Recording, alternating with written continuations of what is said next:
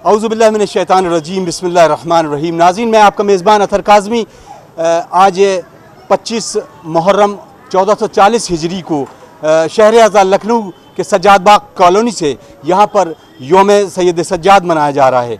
आज की तारीख़ हमारे और आपके चौथे इमाम इमाम सज्जाद अलैहिस्सलातु वस्सलाम इमाम ज़ैनुल आबिदीन अलैहिस्सलातु वस्सलाम की योम शहादत है और यहाँ पर मुनक्किद एक मजलिस अज़ा और उसके फ़ौरन बाद शब्बेदारी का अहतमाम किया गया है। नाज़रीन इकराम, ये तमाम लोग इस बात की गवाही देने के लिए यहाँ पर मौजूद हैं कि वो इमाम जिसने बामशक्क़त ज़िंदगी गुजारी, लेकिन उसके बावजूद भी खुदावंद आलम की इबादतों में किसी तरीक़े की कोई कमी न थी। इसीलिए इमाम सैयद सज्जाद को ज़ैनुल आबिदीन भी कहा जाता है। आबिदीन की ज़ीनत, सजदों की ज़ीनत सैयद सज्जाद अली इब्न हुसैन ज़ैनुल आबिदीन अलैहिस्सलातु वस्सलाम। नाज़रीन, हम कोशिश करेंगे यहाँ उन तमाम लोगों से गुफ्तगू करने की जो इस प्रोग्राम में यहाँ अटेंड करने आए हैं और अपने मौला को ख़राज अक़ीदत पेश कर रहे हैं। आइए नाज़रीन, हम इमाम सज्जाद अलैहिस्सलातु वस्सलाम की तालीमात को तरवीज करते हुए खदीजा टीवी पे ये स्पेशल प्रोग्राम नशर कर रहे हैं। हमारे साथ मौजूद हैं मौलाना अम्मार काज़िम जरवली साहब। उनके तासुरात इस योम शहादत के मौके पर क्या हैं, आप तमाम नाज़रीन की खिदमत में पेश है। आइए उनका इस्तकबाल करते हैं और इस गुफ्तगू का मुफस्सल आगाज़ करते हैं। अस्सलामु अलैकुम आगा। यकीनन आज की तारीख़ अगर आलम इस्लाम में कहा जाए, आलम इंसानियत के लिए एक बड़ी कर्बनाक है। चौथे इमाम के हवाले से बहुत सारी दुआओं का मजमुआ और जिस तरीके से उन्होंने तालीमात हम तक पहुँचाई हैं, आज के इस मौके पर नौजवानों के लिए इस्लाह के तौर पर कैसे माशरती तौर पर हम उसको आगे बढ़ाएँ और उनके लिए मिशल राह हो सकती हैं। बेशक, बिस्मिल्लाहिर्रहमानिर्रहीम।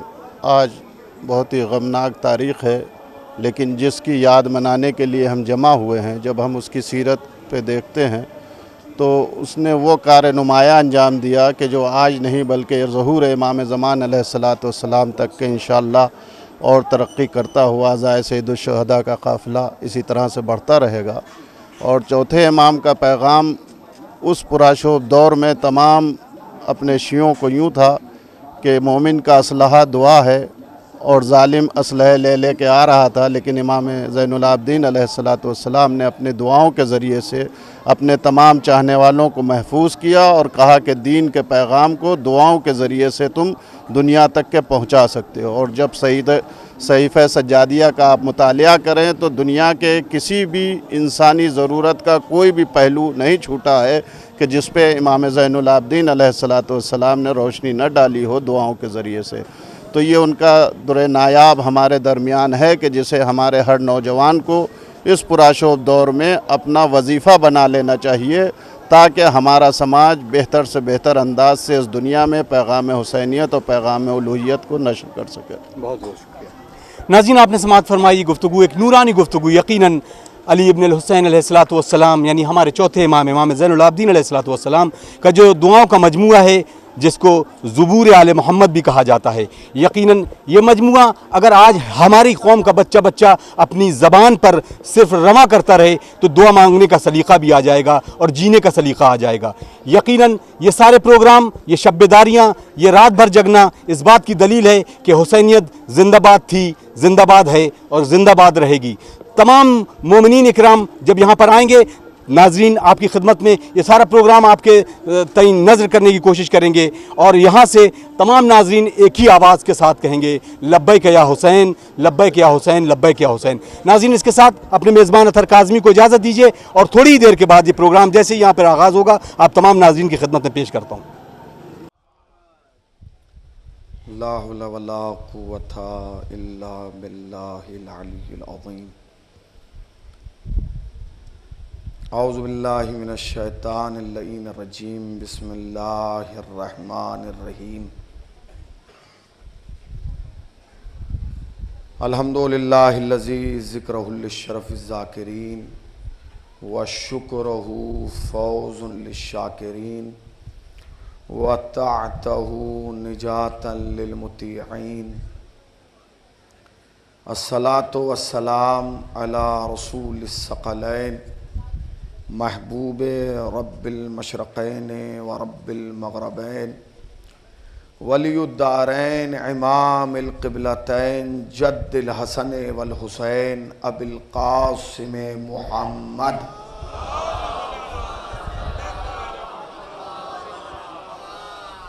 अम्मा बअदु फ़क़त क़ाल अल्लाहु हक़ सुब्हानहु तबारका व तआला व क़ौलुहुल हक़। बिस्मिल्लाहिर रहमानिर रहीम। फ़स्अलू अहलज़ ज़िक्र इन कुन्तुम ला तअलमून। सलावात पढ़ दें बर मोहम्मद व आल मोहम्मद पर।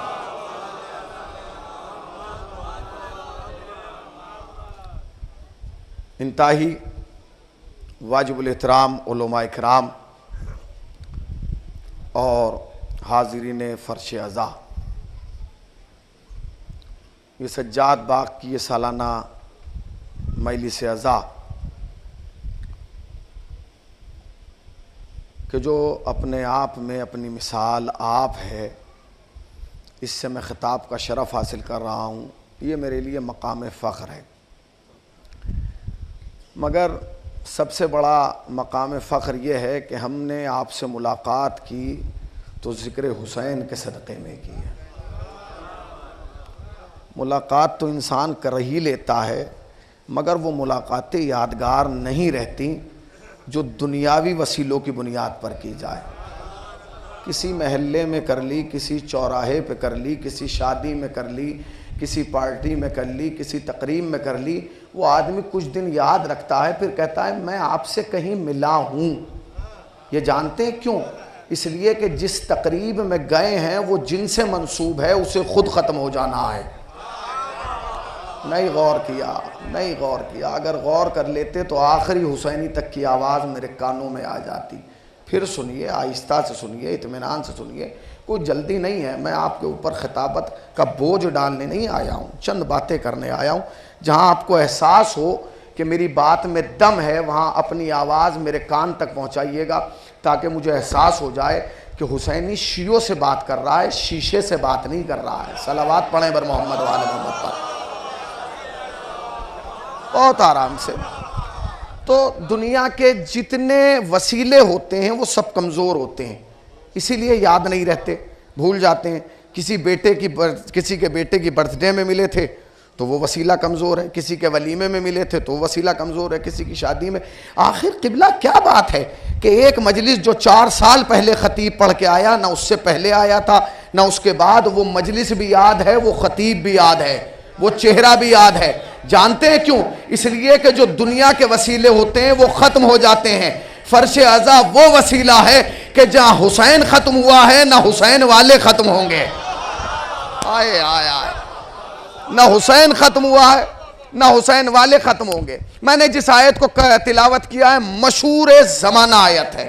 खालिक कायनात मालिक अर्ज़ो समा, एक कतरे से पैकर इंसानी को खल करने वाला, रहम मादर में हिफाजत करने वाला, शिकम मादर में रिस्क पहुँचाने वाला, एक गोश्त के लोथड़े को हयात इंसानी अता करने वाले, दरियाओं को रवानी अता करने वाला, पहाड़ों को बुलंदी अता करने वाला, सहराओं को दूरी अता करने वाला, चिड़ियों को चहचहाट अता करने वाला, डालियों को लटक अता करने वाला, फूलों को महक अता करने वाला, चिड़ियों को चहचहाट अता करने वाला, दरियाओं को रवानी अता करने वाला, हवाओं को खुनकी अता करने वाला, और हम सबको मोहब्बत अहले बैत अता करने वाला परवरदिगार इरशाद फरमा रहा है, फस्अलू, सवाल करो।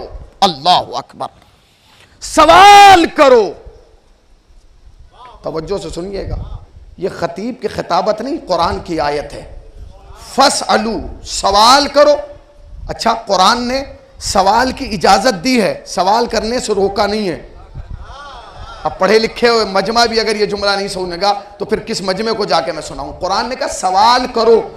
आप जानते हैं हर एक इंसान सवाल की इजाज़त नहीं देता, और वो तो देता ही नहीं जिसे मालूम हो कि मैं जवाब की ताकत नहीं रखता। आए हाय, अरे ज़रा जागिए, वो तो कभी देता ही नहीं जिसे यकीन हो कि मैं जवाब नहीं दे पाऊंगा। कुरान ने इजाज़त दी, सवाल करो, फस्अलू, सवाल करो। अब हमें इजाज़त मिल गई, कुरान की तरफ से अथॉरिटी है कि सवाल किया जाए। तो परवरदिगार क्या सबसे कर लें? मुजफ्फरनगर की ज़बान में कहूँ, बुद्धन से कर लें, जुम्मन से कर लें, कल्लन से कर लें, उन्होंने बड़ी किताबें पढ़ी हैं उनसे कर लें, उन्होंने बड़ी मजलिसें सुनी हैं उनसे कर लें। फरमाया ना किताब पढ़ने वाले पे भरोसा करना, ना मजलिस सुनने वाले पे भरोसा करना। फिर सवाल किससे करो? फस्अलू, सवाल करो अहले जिक्र से। यानी सबके दरवाजे पे नहीं जाना, उन्हीं के दरवाजे पे जाना जो अहले जिक्र है। अमा कहां अहले जिक्र की बात कर रहे हो? अहल के सामने बैत लगाओ तो समझ में आ जाएगा कि अहले जिक्र कौन है। सलावत पढ़ो ना पर मोहम्मद वाले मोहम्मद पर है भाई। सवाल करो अहले जिक्र से करो। अच्छा जी, सवाल की इजाजत भी दे दी, जगह भी बता दी, सबके दरवाजे पे नहीं जाना, उन्हीं के दरवाजे पे जाना जो अहले जिक्र है। अच्छा, अब जब आपने इजाजत भी दे दी, बंदा भी बता दिया कि इससे करना है, तो इस बात की तो इजाजत दे दें कि जो हमारे दिल में आए वो सवाल कर लें। अब यहां भी कैद लगाई, इन कुंतुम ला तालमून, उन चीजों के बारे में करना जिन्हें तुम नहीं जानते। इसका मतलब यह है कि कुरान जानता था कि कुछ लोग ऐसे भी सवाल करेंगे जो इल्म बढ़ाने के लिए नहीं, सामने वाले का इल्म नापने के लिए सवाल करेंगे। आए हाय, तुम्हारे सुनने पे सलाम मेरे भाई, तुम्हारी सुनने पे सलाम। किस अंदाज से सुन रहे हो? है सवाल करना है, अहले जिक्र से सवाल करना, और उन चीजों के बारे में करना है जिन्हें आप नहीं जानते। अच्छा, मैं आपसे ये पूछ रहा हूं, सज्जाद बाग का कहने के लिए तो ये सज्जाद बाग है, मगर ये सज्जाद बाग नहीं है। कहने को सज्जाद बाग है, मगर ये सज्जाद बाग है नहीं। ये पूरा पूर्वांचल बैठा है, पूरा। अगर आप इसमें कहें तो 50 आदमी आजमगढ़ के निकलेंगे, कुछ फैजाबाद के निकलेंगे, तो मेरी आवाज बहुत दूर तक जा रही है, इसका फैलाव बहुत दूर तक है। लिहाजा मुझे मायूसी ना होना चाहिए। अगर महल्ला खामोश होकर सुने तो ये मेरी कमी है, मगर अगर पूरा पूर्वांचल खामोश हो जाए तो फिर ये आपके सुनने पे, मेरी खिताबत पे कोई हर्फ नहीं आएगा कि आप पढ़ के कैसे गए। आपकी खामोशी खिताबत छीनेगी नहीं और आपका बोलना सनद खिताबत नहीं दिलाएगा। जो मैं पढ़ रहा हूं बड़ी जिम्मेदारी से, इत्मीनान के साथ, बिल्कुल सवाल करो, अहले जिक्र से करो, उन चीजों के बारे में करो जिनको तुम नहीं जानते। ठीक है जी। अच्छा, आज के दौर में एक बच्चा जो स्कूल भी नहीं गया, उसने स्कूल का मुंह ही नहीं देखा, आप उससे कहिए बेटे ये बताओ कि लखनऊ से आजमगढ़ की दूरी कितनी है? 1 मिनट रुकिए, इतने किलोमीटर है। बेटा क्या तुम्हारी नस्ल में कोई ड्राइवर था जो इतनी जल्दी बता दी? हंसने लगेगा। आप किस जमाने में जी रहे हैं? अब ड्राइवर की जरूरत नहीं है, हर आदमी के हाथ में मोबाइल है, मोबाइल में जियो है और जियो पे गूगल है। पहुंच रहे हैं मैं क्या कह रहा हूं? यही जिंदगी बना रहा है और यही जिंदगी बिगाड़ रहा है। हिदायत भी इससे ही हो रही है और नुकसानात भी इससे ही हो रहे हैं। ठीक है ना? अब उसने कहा कि जी ये बता देगा। इसका मतलब यह कि आज के दौर में कोई इंसान भी किसी चीज से लाइल्म नहीं है। कोई भी सवाल कीजिए ये फौरन जवाब दे देगा। उसे खुद नहीं पता कि जो जवाब दे रहा है वो सही है,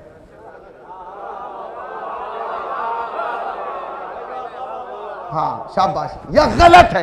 सवाल करना, अब कुरान ने इजाजत दे दी, सवाल करो। भाई आज के जमाने में ये आयत जो है कि सवाल करो उस चीज के बारे में जिसे तुम जानते ही नहीं, तो कोई चीज ऐसी है ही नहीं जिसे इंसान ना जानता हो। इंसान जाने ना जाने, हजरत गूगल जानता। आप उस पर डालिए फौरन बता देगा।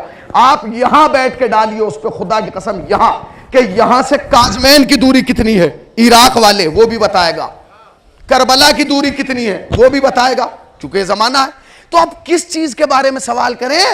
हर चीज तो हमें मालूम है। इसका मतलब यह है कि कुरान जो कह रहा है कि कुछ चीजें ऐसी हैं जिन्हें तुम नहीं जानते, इसका मतलब यह कि चाहे जितनी तरक्की कर लें, ना कल जानते थे,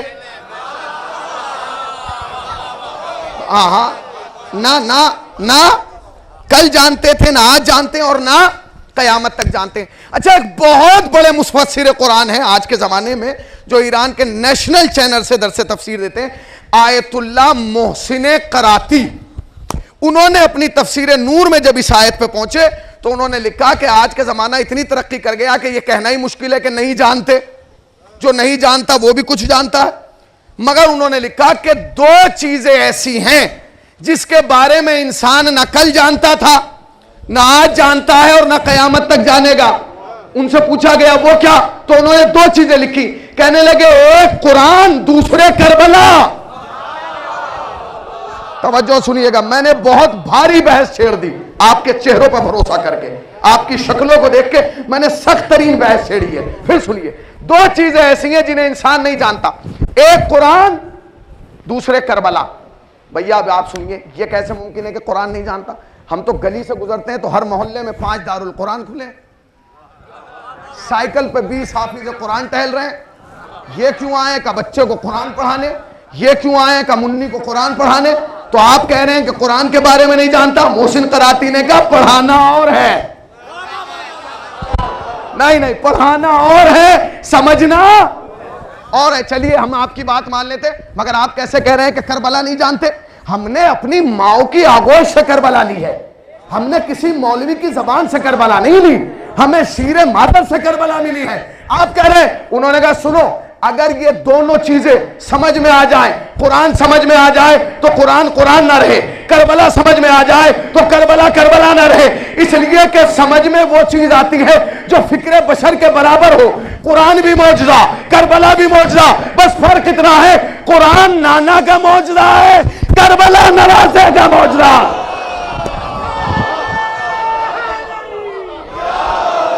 कुरान नाना का मौजूदा है, करबला,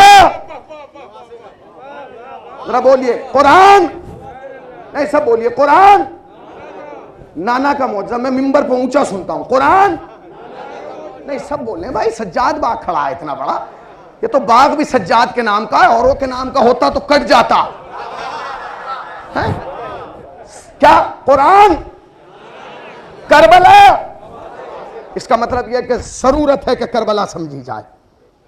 अब करबला क्या है जी? अब मैं आपको बताना चाहता हूं। अब मैं जहां से गुफ्तगू शुरू कर रहा हूं, अल्लाह जाने मौला वारिस है क्या होगा। एक साहब ने मुझसे कहा ये मुहर्रम का फायदा क्या है, मुझसे पूछ रहे हैं। अरे मैंने कहा भाई किसी और से पूछ लो। ज़ीशान साहब के पास चल गए, उन्होंने कहा उन्हीं से पूछो। कहने लगे मुहर्रम का मौजूदा क्या है, आप मुहर्रम क्यों? अरे मैंने कहा भाई मौजूदा छोड़िए, गम का मामला। कहने लगे मौजूदा बताइए अगर मजमा जाग रहा। मैंने कहा मुहर्रम का सबसे बड़ा मौजूदा ये कि गुंगे बोलने लगते हैं। आए आए जरा जागिए, जिंदाबाद हुसैनियों जिंदाबाद। मुहर्रम का मौजूदा क्या है? नहीं जो खामोश बैठा है वो नियत कर ले के बिल्कुल नहीं बोलना। फिर सुनिए मुहर्रम का मौजूदा क्या है? मैंने कहा मुहर्रम का मौजूदा ये है मेरे भाई कि गुंगे बोलने लगते हैं। कहने लगा हमने तो कोई गुंगा बोलने नहीं देखा। मैंने कहा अपनी मस्जिद में जाके देख ले, जो मुल्ला पूरे साल चुप रहता है वो भी मुहर्रम में बोलता है।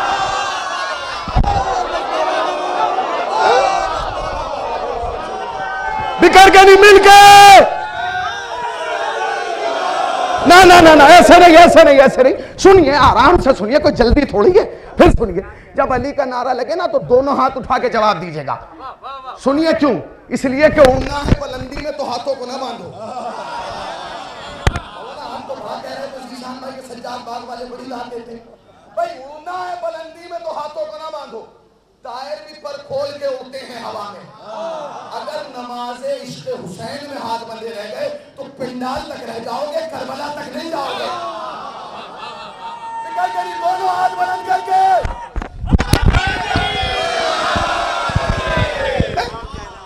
तो दो चीजों का समझना मुहाल, एक कुरान, दूसरे करबला। भाई कौन ऐसा है जो करबला को नहीं जानता? है कोई ऐसा? बच्चे बच्चे से पूछिए, करबला कहेगा हमारी जान, करबला हमारी पहचान, करबला हमारी शान। अच्छा जी अब आप सुनिए, दो बातें और सुनिए। जब मुहर्रम आता है तो कुछ सवालात हम तक पहुंचते हैं व्हाट्सएप के जरिए। बस फर्क इतना है, कल तक गैर करते थे अब अपने कर रहे हैं। नहीं ये लफ्ज शायद आप तक नहीं पहुंचा। सुनिए, अब सुनिए, आपको बुरा लगेगा तो लग जाइए। ये जो इनके ये बैठे हैं ना सफेद दाढ़ी वाले जितने बुजुर्ग, इनका जमाना बहुत अच्छा था। इनका जमाना वो था जिसमें ये कोशिश ये कर रहे थे कि बाहर वाले कश्ती में आ जाएं, बाहर वाले कश्ती में आ जाएं। इनका जमाना वो था। हमारा जमाना ये है कि हम कश्ती के अंदर खड़े हैं और कोशिश ये कर रहे हैं कि अंदर वाला ना कूद के बाहर चला जाए। हो गया इसी जुमले में काम। इनका जमाना वो था कि ये कोशिश ये कर रहे थे कि बाहर वाले अंदर में आ जाएं। इसे शिया बना लूं, उसे शिया बना लूं, इसे शिया बना लूं। अब वो जमाना है कि हम कोशिश ये कर रहे हैं कि शिया शिया रह जाए। हाँ, पहले तबर्रुक पे गैर फतवा लगाते थे, अब लोग कहते हैं इतना खर्च करके क्या मिलेगा, तेरे बाप से मांगा है, तुमसे लेने गए हैं भाई आप खुद बताइए कि क्या है। तो अज़ादारी इमाम हुसैन करबला क्या है, समझना है इसे। अब सवाल आते हैं जी, ये बताइए इमाम हुसैन ने करबला क्यों बनाई? पहला सवाल, इमाम हुसैन ने करबला क्यों बनाई?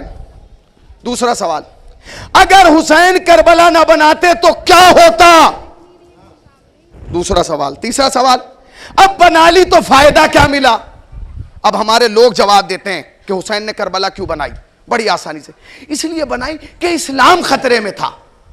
यही वजह, यही सवाल का जवाब है कि इस्लाम खतरे में था।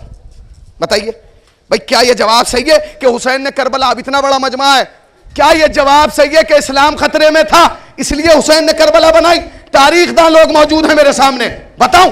अगर हुसैन ने करबला इसलिए बनाई कि इस्लाम खतरे में था, तो इस्लाम 61 हिजरी में खतरे में नहीं था, नबी की आंख बंद होने के तीसरे दिन खतरे में था। यानी कहां बैठे आप भाई? अगर इस्लाम खतरे में था इसलिए करबला बनाई, तो इधर नबी की आंख बंद हुई, तीसरे दिन खतरे में आ गया था। अली बना देते करबला, हसन बना देते करबला। नबी ने इस दुनिया से पर्दा किया 11 हिजरी में, 61 हिजरी में करबला बनी। कितने साल बाद?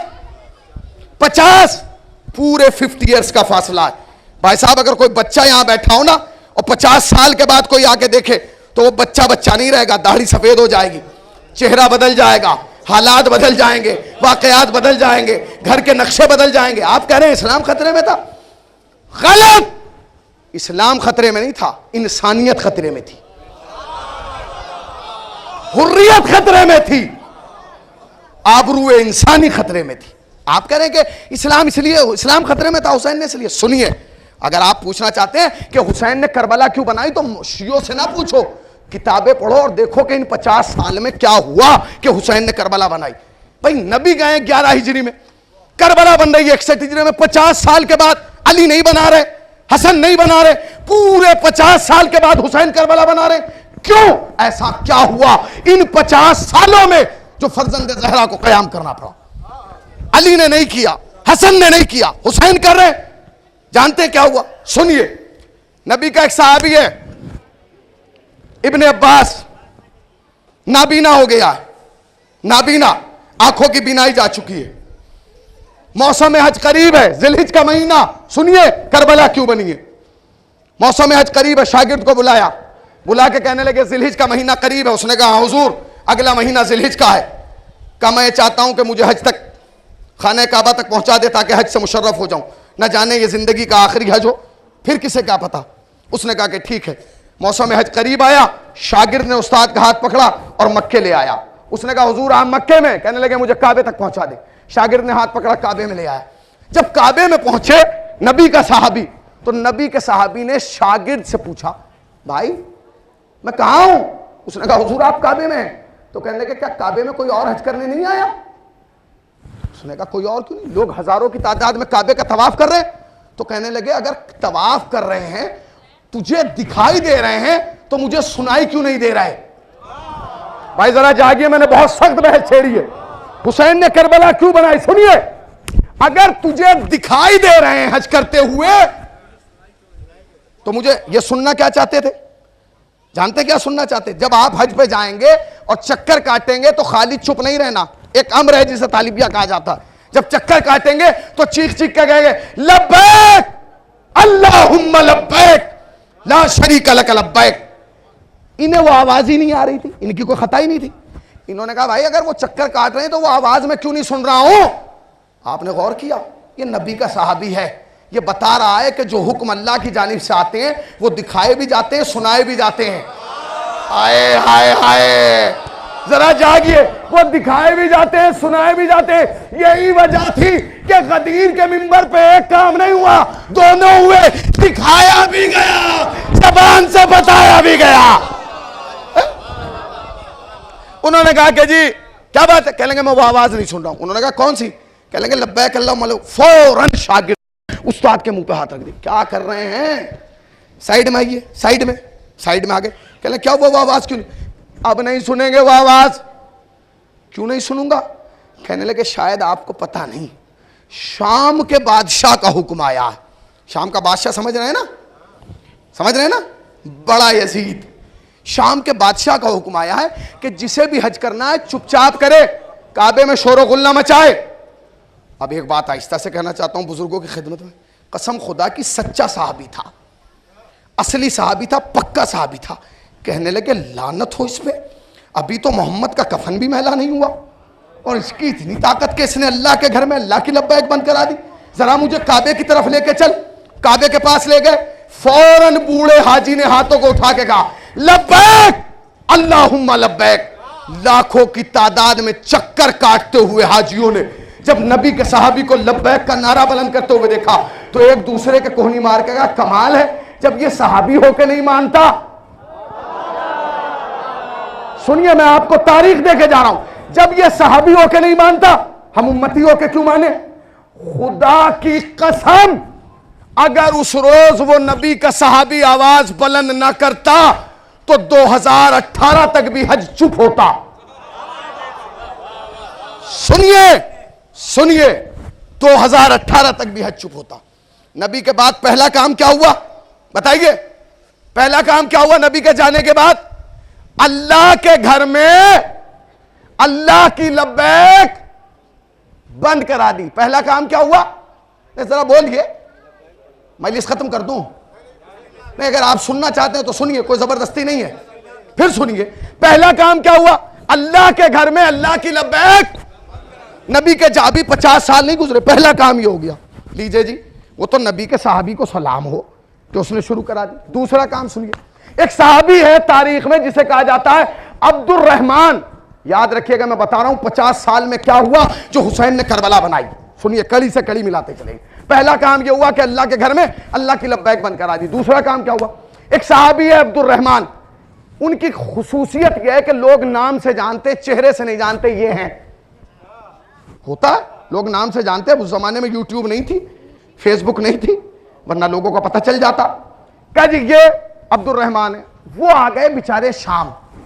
अब जब शाम पहुंचे तो उन्होंने देखा कि जो शाम की एंट्री है, जो मेन गेट है, उस पर 10 ऊंट हैं, 10, और 10 ऊंटों के लिए 100 सिपाही खड़े हैं नेजा लिए हुए। उन्होंने अपने साथ जो था उसे बुला के कहा भाई ये जरा ये देख के बताओ ये ऊंट किस नस्ल के हैं जो इतनी हिफाजत कर रहे हैं। मैंने लखनऊ में जुमला कहा, नबी का सहाबी जानता था कि ऊंटों की भी नस्ल होती है। हाय हाय, हमें तो अफसोस इस बात का है कि जो ऊंट नस्ल देख के रखते थे उन्होंने खलीफा बगैर नस्ल देखे बना दिया। हाय हाय हाय। फिर सुनिए, उन्होंने कहा किस नस्ल के? वो गया, उसने जाके चेक किया, कहने लगे हुजूर ये तो मामूली ऊंट है, मामूली आदि।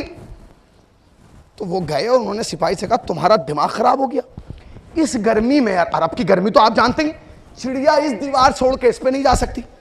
तुम ऐसे गर्म मौसम में कि जहां चिड़िया यहां से आना जाए 100 आदमी नेजा लिए खड़ो, और इन मामूली ऊंटों की जिनकी आंखें लाल नहीं है, जिनका रंग जो है वो सुर्ख नहीं है, हिफाजत कर रहा हूं। उन्होंने कहा बड़े मियां आपको नजर नहीं आ रहा, हम इनकी हिफाजत नहीं कर रहे हैं, जो इन पर लदा हुआ है माल उसकी। उन्होंने कहा ऊंट की पुश्त तो खाली है, इस पर तो कुछ लदा हुआ ही नहीं। उन्होंने कहा पुश्त मत देखिए, साइड देखिए।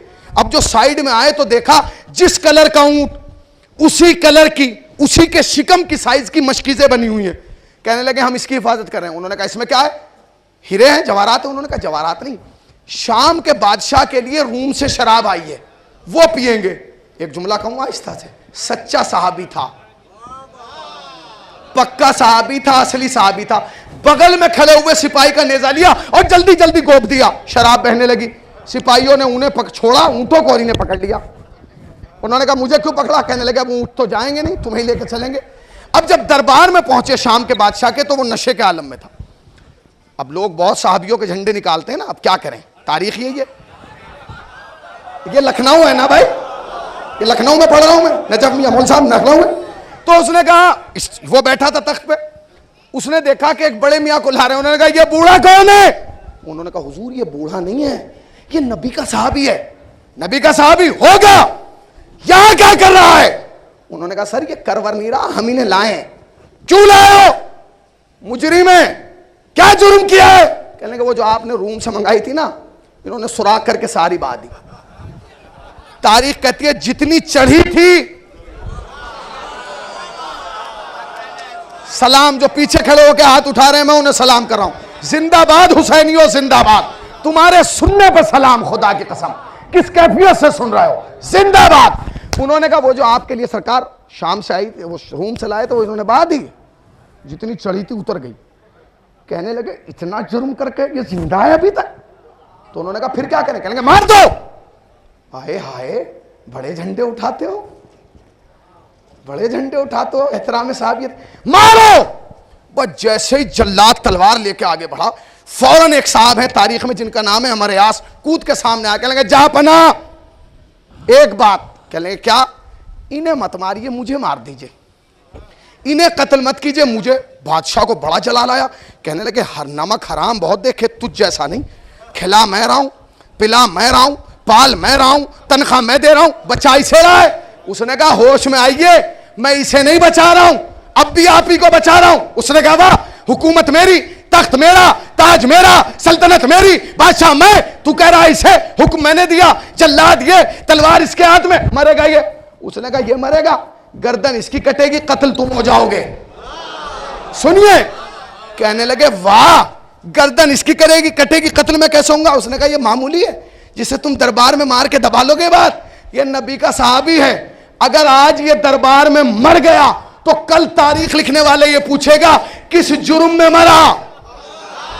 अरे हाय, अरे जरा जागिए, किस जुर्म में मरा, किस खता में मरा, किस वजह से मरा। और जब हम बताएंगे कि इसलिए मरा क्योंकि इसने शराब के खिलाफ आवाज बुलंद की थी, तो मुसलमानों का बच्चा बच्चा समझ जाएगा कि अगर इस्लाम में शराब पीना जायज होती तो नबी का सहाबी कभी खिलाफ आवाज बुलंद ना करता।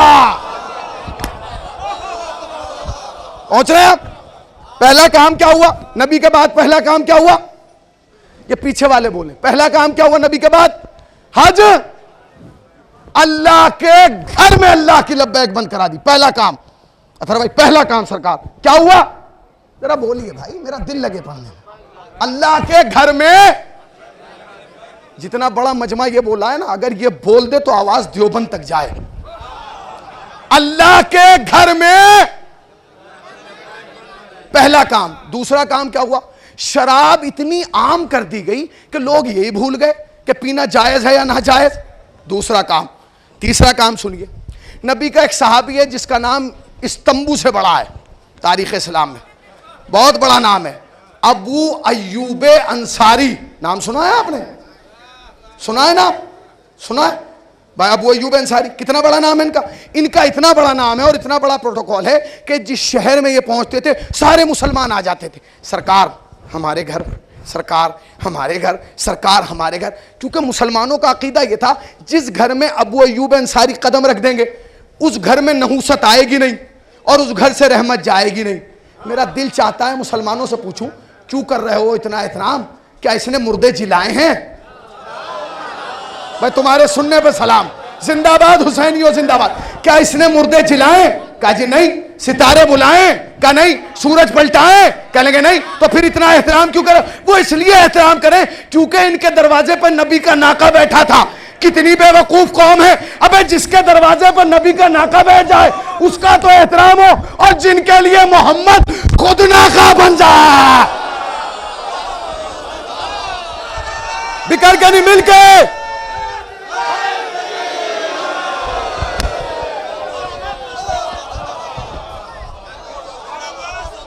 बताइए आप भाई, जिनके लिए जिसके दरवाजे पर नाका बैठ रहा उसके तो हाथ चूम रहे हो, उसके तो तारीफें कर रहे हो, उसे तो घर ले जाने के लिए मर रहे हो। और जिनके लिए जिन्हें मोहम्मद ने अपने कांधों पर बिठाया, उस हुसैन का ताजिया देख के तेरा निकाह टूट रहा है, उसे देख के तुम्हारे दर्द हो रहा है। क्या हुआ यह कि नबी निकले, एक तरफ हसन एक तरफ हुसैन। अब ये तारीख में है, ना हो तो ना पढ़ता। वो जो सामने से नबी निकले तो एक साहब सामने से आ गए, उन्होंने पहले देखा, फिर मुंह बनाया, फिर टेढ़ा किया। आप क्या करते? नबी और करीब आए, कहने लगे या रसूलल्लाह सवारी का कोई जवाब नहीं। नबी ने कहा होश में आ, खाली सवारी नहीं, सवारों का भी कोई जवाब नहीं। खाली सवारी नहीं, सवारों का भी कोई जवाब नहीं। अगर मजमा जाग रहा है तो जुमला सुने, मेरा नहीं नबी का है। अब क्या करता? ऊपर का सांस ऊपर, नीचे का नीचे, आगे बढ़ के कहने लगा या नबी अल्लाह आपने दोनों को उठा लिया, लाइए एक को मुझे दे दिए। दिया नबी ने? अरे आपने गौर नहीं किया, जिन्हें नबी ने हुसैन ना दिया हो उन्हें हम ताजिया दे दें।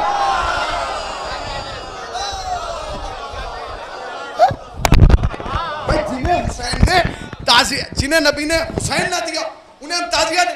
नबी ने कहा पीछे हट, उसने कहा नहीं एक को दे दीजिए। नबी ने कहा पीछे हट, कहने लगा ये एक को, कहने लगा पीछे, कहने लगा एक भी नहीं दे रहे। फरमाया सुन, फूल जिस पेड़ का होता है ना उसी पे अच्छा लगता है। सलावत पढ़े पर मोहम्मद वाले मोहम्मद बाप।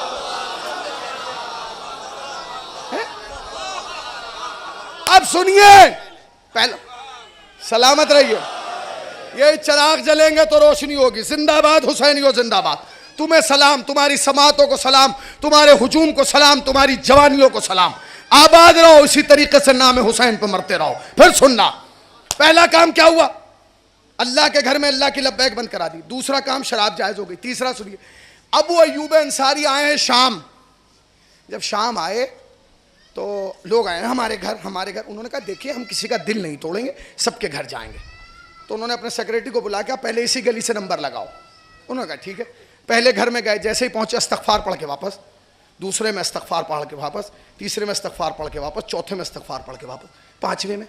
अच्छा, हर गली में हर आदमी एक जैसा नहीं होता, हर खानदान में हर आदमी एक जैसा नहीं होता, हर महल्ले में हर आदमी एक आध अक्खड़ किस्म का भी होता।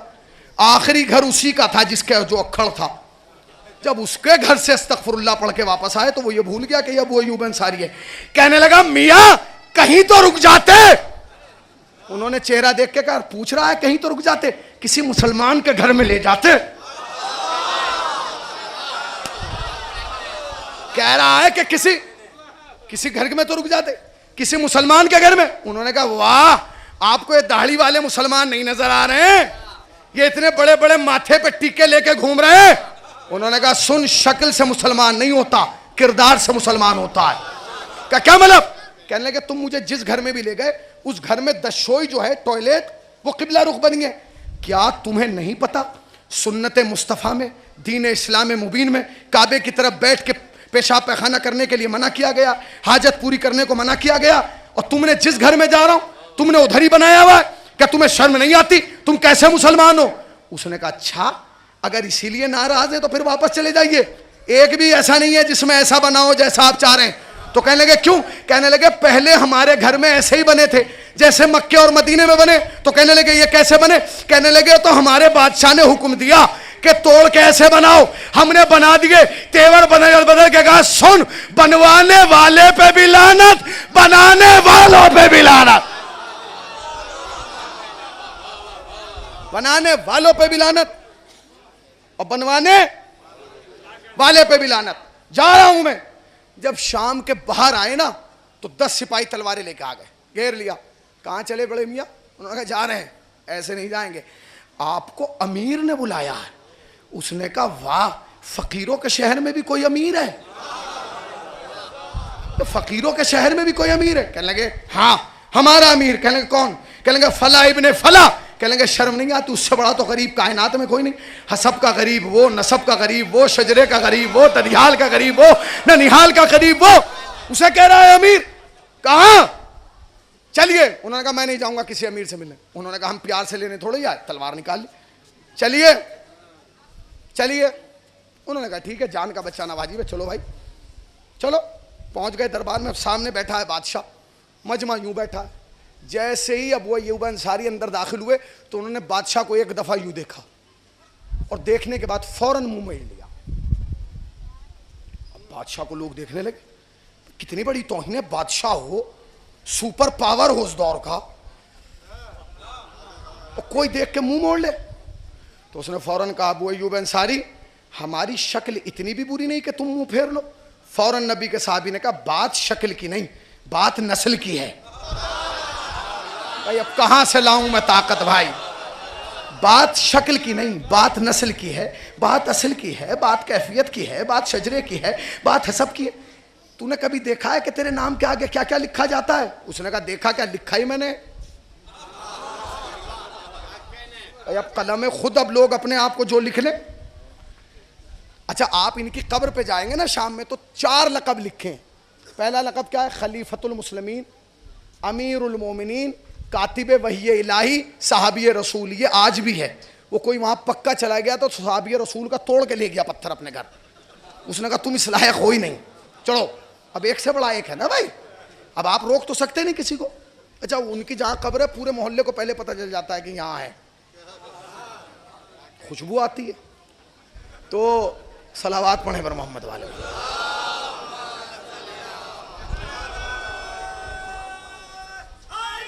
या अली सलामत रहिए, सलामत रहिए, सलामत रहिए।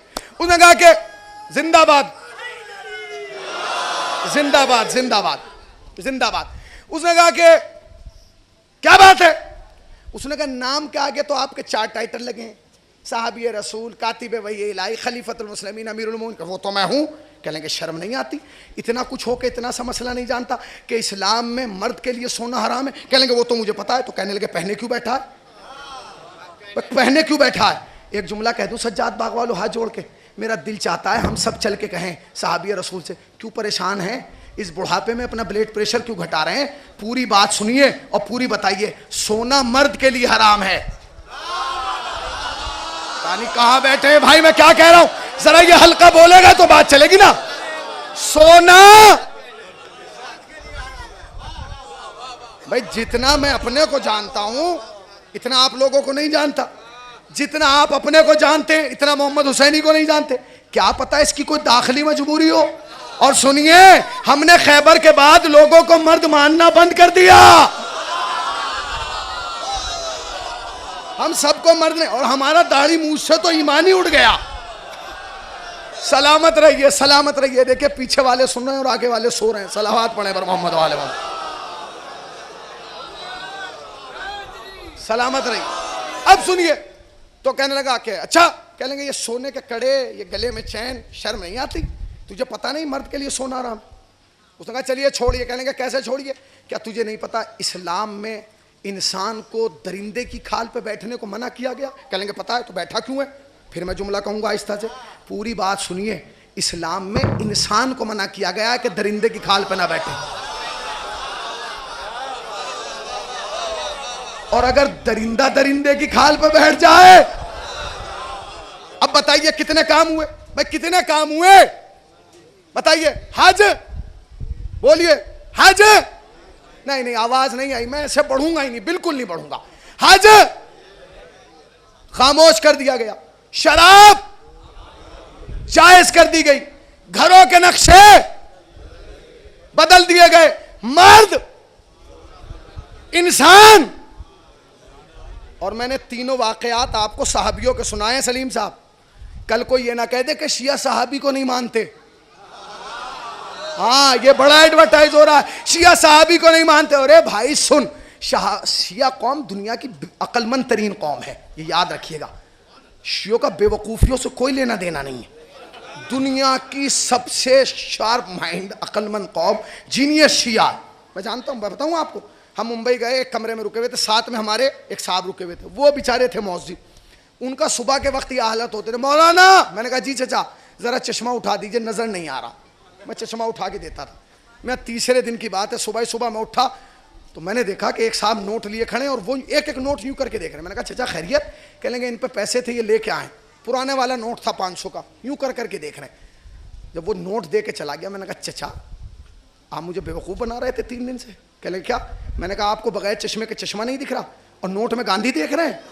कहने लगे मौलाना खुदा की कसम मुझे गांधी भी नजर नहीं आया। तो मैंने कहा फिर नोट में क्या? कहने लगे देख वेख थोड़ा ही रहा था, इसे प्रेशर में ले रहा था। मैंने कहा मियां सलाम हो, तुमने शियों का मकाम तो बता दिया। जो कौम 500 की गड्डी बगैर देखे ना ले, वो सहाबियत का गड्ढा बगैर देखे ले ले। बिगड़ के नहीं, मिल के। भाई जो कौम, आप क्या कह रहे हैं? हमारे यहां सहाबियत का एक मयार है, और जानते हैं मयार क्या है? क़िबला हमारे यहां हर भागने दौड़ने कूदने फांदने वाले को सहाबी नहीं कहा जाता। अब अगर मजमा जाग रहा है सज्जाद बाग का तो सुने, हमारे यहां सहाबियत का मयार शिया सहाबी को नहीं। अरे लाओ तो ऐसा हो, जानते हो कैसा हो सहाबी? कि अब्र हिलाली हो, रंग बिलाली हो। आए हाय तुम्हारे सुनने पे सलाम। अब्र हिलाली हो, रंग बिलाली हो, कामिलुल ईमान हो, नाम जनाबे सलमान हो, माल हो तो बेजर, इल्म हो तो अबूजर, अर्श पे हो तो तारे, फर्श पे हो तो हिदायत के मीनारे, कुरान के साथ हो तो कुरान के पारे, अहले बैत के साथ हो तो सारे हमारे।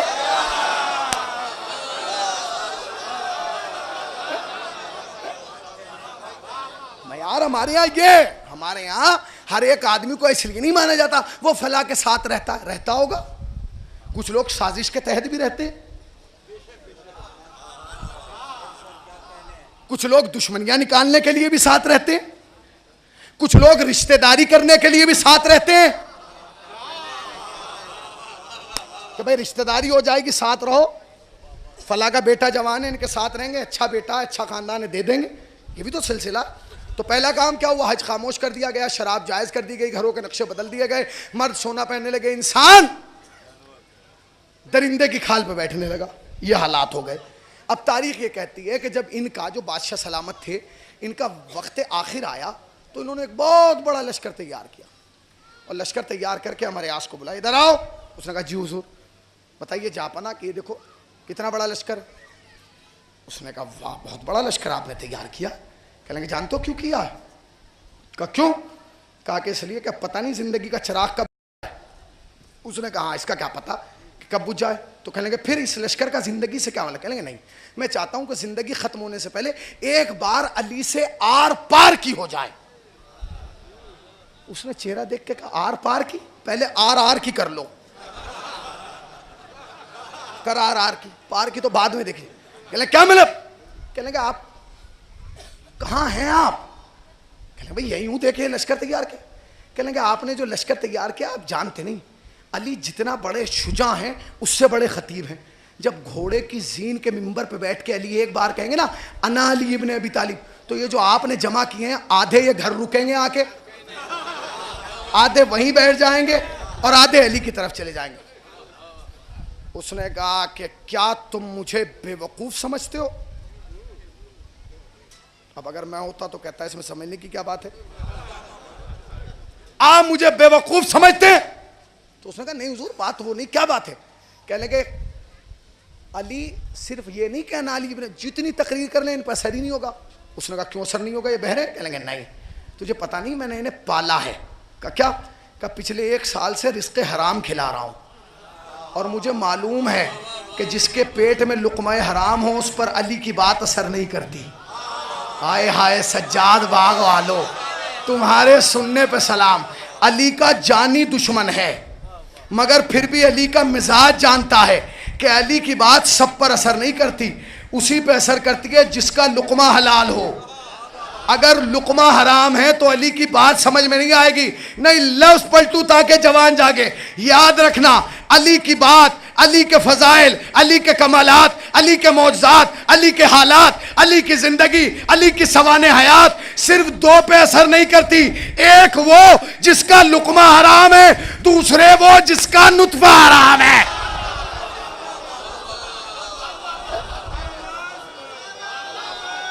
बिखर के नहीं मिलके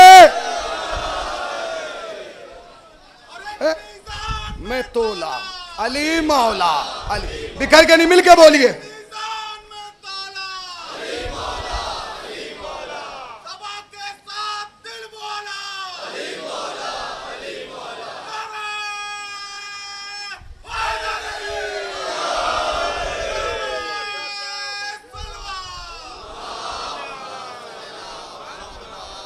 उसने कहा क्या बात है?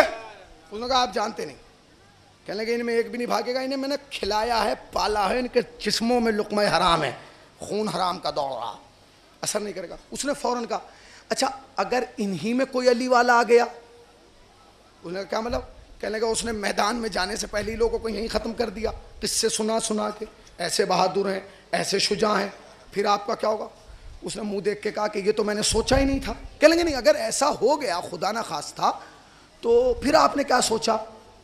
तो कहने के जब मेरे दिमाग में फार्मूला ही नहीं आया, ये बात ही नहीं आई तो मैं सोचता क्या, ये तो तुम्हारे दिमाग में आई है, अब तुम जाओ और ढूंढ के आओ इसमें कौन हमारा है कौन अली वाला। उसने कहा वाह, मैंने राय दी और मैं फंस गया। गया 2-3 दिन बेचारा रहा उसमें, रात दिन। उसके बाद आया तो बादशाह कहने लगा मिला? उसने कहा कोई नहीं मिला।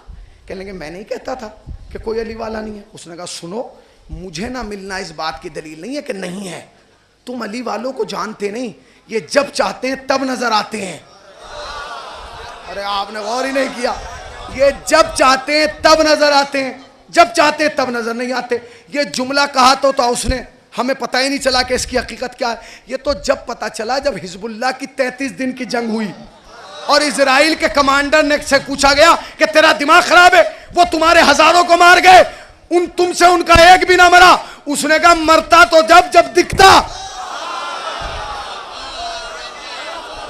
जब वो मारते थे तो नजर आते थे, जब हम मारने जाते थे तो वो गायब हो जाते थे।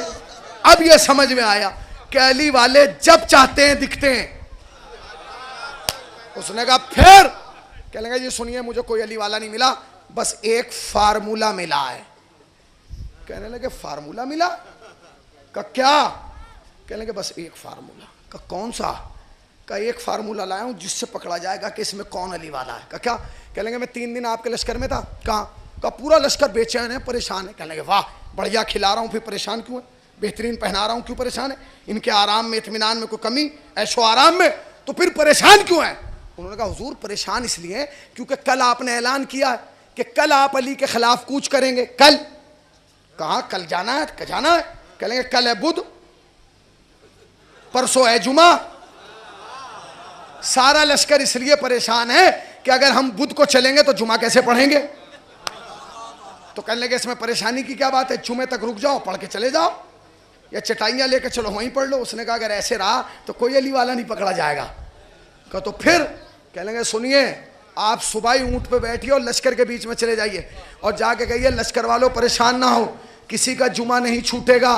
तो लोग पूछेंगे हुजूर क्या हम जुमे तक यहीं रुकेंगे? तो तुम कहना नहीं। तो वो पूछेंगे हुजूर क्या हम जुमा रास्ते में पढ़ेंगे? तो तुम कहना नहीं। तो वो कहेंगे वाह, जब हम जुमे तक रुकेंगे नहीं, न रास्ते में पढ़ेंगे, तो जुमा कैसे होगा? तो तुम कहना कि हम जुमा बुध ही को पढ़ लेंगे। अरे भाई आपके सुनने में सलाम, जरा जागिए। हम जुमा, जरा बोलिए, हम जुमा। बहुत पक्का था अमीर शाम, कहने लगा ये मेरे पाले हुए हैं, मेरे खिलाए हुए। मैं कहूंगा संडे को तो संडे को, मंडे को तो मंडे को। क्या बात कर रहा है तू? कह रहा है बुध को, जिस दिन चाहूंगा उस दिन पढ़वा लूंगा। उसने कहा इन्हीं से तो पढ़वा लेगा, अली वाले से थोड़े ही। का क्या मतलब? कहा तुझे पकड़ना है अली वाला, जैसे ही तू ये कहेगा कि हम जुमा बुध को पढ़ेंगे, जो तेरे वाले हैं वो चुप बैठे रहेंगे, जो अली वाला होगा वो उठ के कहेगा तेरा दिमाग खराब हो गया। उसने कहा वाह, हजारों का लश्कर मेरा, एक अली वाला कैसे उठेगा? क्या उसे जान का खौफ नहीं? उसे पता नहीं कि अगर वो उठेगा तो हम मार देंगे? उसने कहा माविया तू अली वालों को जानता नहीं, ये गर्दन पे तलवार बर्दाश्त कर सकते हैं, शरीयत की तौहीन बर्दाश्त है।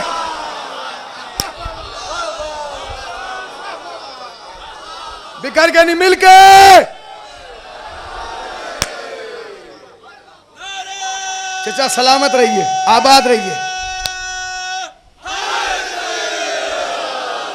खुदा आपको हयात तुलानी दे। उसने कहा क्या मतलब?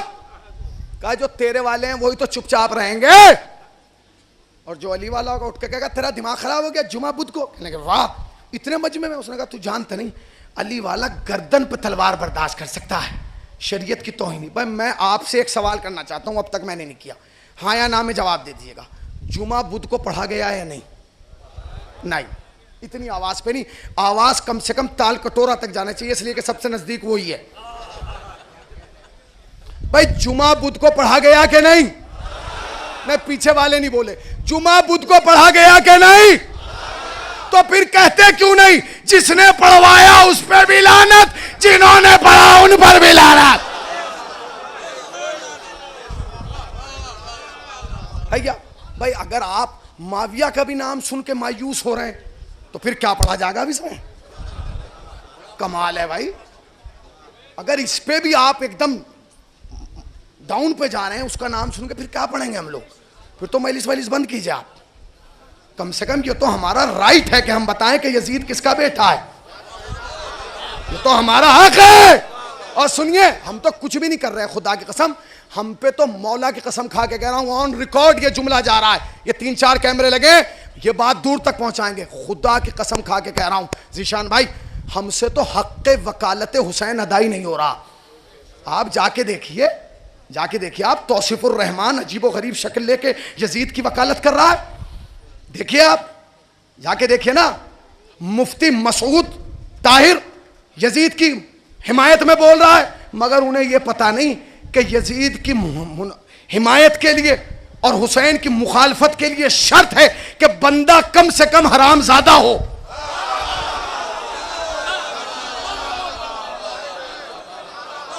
हाँ, ये शर्त है। इमाम हुसैन की मुखालफत के लिए पहली डिग्री यह है कि वो हरामजादा हो, कम से कम पहली शर्त यह है, उसके बाद की तो छोड़िए। आप क्या समझ आए? हम अगर यजीद का नाम ले दें, अरे भाई उनको मत बुरा की, फिर किसे कहें, क्या बताएं किसने कत्ल किया, किसने कहें, किससे कहें कि क्या किसने जमीना फराहम किया। यह हक है जो मैं बयान कर रहा हूं, ये तारीख करबला। जब यजीद के बाप ने जुमा बुध को पढ़वा लिया तो वो समझ गया कि अब मुसलमानों का जमीर इतना मुर्दा हो गया कि अब आसान है कि इनके सरों पर यजीद जैसा शख्स मुसल्लत कर दिया जाए। पूरी तारीख सुना दी मैंने आपको इस जुमले में भाई। देखिए, अमामे के बड़े होने से कोई फायदा नहीं होता, नीचे दिमाग होना जरूरी है। फिर सुनिए, जब यजीद के बाप ने जुमा बुध को पढ़वा लिया तो वो समझ गया कि मुसलमानों का जमीर इतना मुर्दा हो गया कि अब इनके सरों पर यजीद जैसा शख्स मुसल्लत कर दिया जाए। और उसने वही किया कि जाते जाते यजीद को अपना जानशीन मुकर्रर कर गया। ख्वाजा हसनी लिखते हैं कि जब यजीद मिंबर पर आया, खुदा की कसम क्या जुमला लिखा उन्होंने बारीक से, वो कहते हैं जब यजीद तख्त पे आया तो यजीद अपने बाप से एक कदम भी पीछे ना था। अब मैं मिंबर पे हूं, मेरी मजबूरी है, मैं इस लफ्ज की वजाहत नहीं कर सकता भाई। कहते हैं एक कदम भी पीछे ना था। यजीद सब कुछ वही करता था जो उसका बाप करता था, घर के बाहर भी वही करता था, घर के अंदर भी वही करता था। फिर उसके बाद उसने लिखा, कहते हैं यजीद अपने बाप से एक कदम पीछे ना था, 2 कदम आगे निकल गया। क्या किया? कहने लगा 2 काम उसने ऐसे किए जो उसके बाप ने नहीं किए थे। क्या किए? कहने लगा पहला काम तो यह किया कि ओलोमा का लिबास पहना के उसने बंदरों को मिंबर पे बिठाया और निस्बत दी उन बुलंद हस्तियों की तरफ जो आया तथीर के मालिक हैं। ये इसके बाप ने नहीं किया था। दूसरा काम इसने ये किया कि मस्जिद में बैठ के शराब पी, जो इसके बाप ने नहीं की थी। कितने काम हो गए? 50 साल के अंदर कितने काम हुए? हुसैन ने करबला क्यों बनाई, याद है तुम्हें? पहला काम क्या हुआ? हज खामोश कर दिया गया, शराब जायज कर दी गई, घरों के नक्शे बदल दिए गए, मर्द सोना पहनने लगे, इंसान दरिंदे की खाल पे बैठ गया, जुमा बुध को पढ़ा दिया गया, ओलोमा का लिबास पहना के बंदरों को बिठाया गया, मस्जिद में बैठ के शराब पी गई। अब भी पूछते हो हुसैन ने करबला क्यों बनाई?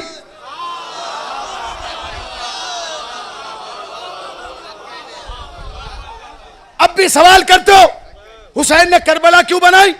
इसलिए बनाई। और पूछ रहे हो अगर हुसैन करबला न बनाते तो क्या होता? बेटे जुमा बुध को होता। आपके सुनने पे सलाम है भाई, आपकी खामोशी पे सलाम है, किस अंदाज से सुन रहे हैं आप। फिर सुनिए,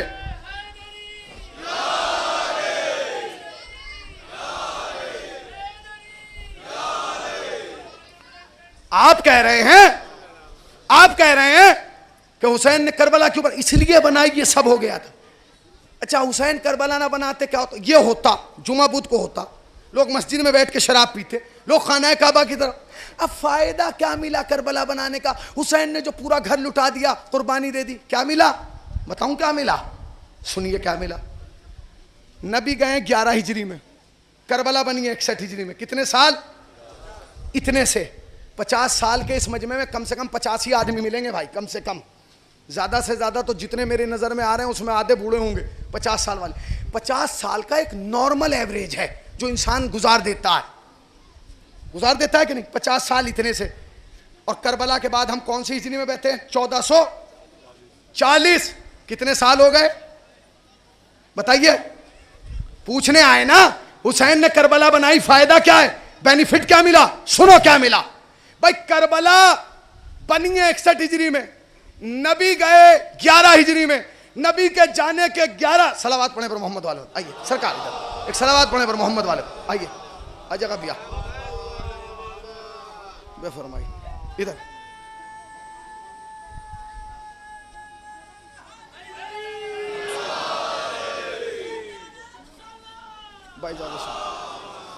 पूरी तवज्जो, मजलिस खत्म, खुलासा तोहफा दे रहा हूं, सजा के ले जाइएगा। क्या हुआ फायदा? क्या फायदा मिला? हुसैन ने कुर्बानी दी, गला कटा दिया, घर बार लुटा दिया, फायदा क्या मिला? सुनो क्या फायदा मिला। 11 हिजरी में नबी गए, 61 हिजरी में करबला बनी, 50 साल के बाद। इन 50 सालों में क्या हो गया? हज खामोश कर दिया गया, शराब जायज कर दी गई, जुमा बुत को पढ़ा दिया गया, मर्द सोना पहनने लगे, घरों के नक्शे बदल दिए गए। हम बैठे हैं 1440 हिजरी में, कितने साल हो गए बताइए? 1300 नहीं, जरा बोलिए कितने? 1390 कितने? 1300 छोड़ दीजिए, 1350 तो हुए होंगे। भाई मैं आपसे पूछ रहा हूं हाथ जोड़ के, क्या इस इतने बड़े मजमे में हजारों के कोई एक बंदा है जिसकी उम्र 1350 साल हो? है? कोई लखनऊ में हो, कोई कानपुर में हो, पूरे पूर्वांचल में हो, पूरे भारत में हो? एक नहीं मिलेगा। आप पूछ रहे हैं फायदा क्या हुआ हुसैन की करबला बनाने का? सुनो, फायदा यह हुआ कि 50 साल में दुश्मन में इतनी ताकत थी कि उसने अल्लाह के घर में अल्लाह की लब्बैक बंद कर दी। क्या करबला के बाद 1350 साल के बाद किसी के बाप में दम है जो हुसैन की लब्बैक बंद करे?